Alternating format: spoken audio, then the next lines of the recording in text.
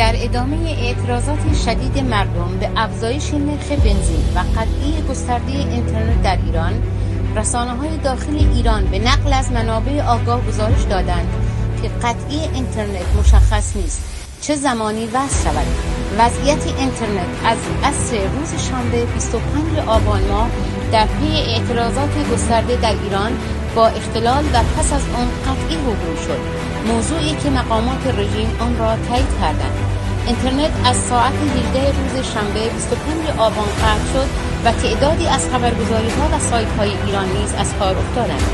تعدادی از خبرگزاری‌ها و سایت‌های ایران همچنان تنها در شبکه داخلی قابل دسترسی هستند. شبکه ناظران اینترنت موسوم به نتبلت که اختلال و قطعی اینترنت را در نقاط مختلف جهان رصد می‌کند، روز شنبه گزارش داده بود که شبکه‌های تلفن همراه اول رایتل و ایرانسل در ایران از ساعت 6 عصر به وقت محلی خاموش شدند.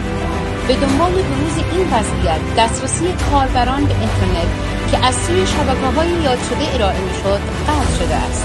سخنگوی وزارت خارجه آمریکا روز شنبه اقدام حکومت ایران در قطع اینترنت را محکوم کرده بود. رژیم در دیماه 2 سال پیش که حدود 100 شهر شاهد اعتراضات بود، سرعت اینترنت را کاهش داد و از آن زمان پیام رسان تلگرام را فیلتر کرد. مقامات ایران نگران هستند معترضان از اینترنت برای سازماندهی اعتراضاتشان استفاده کنند.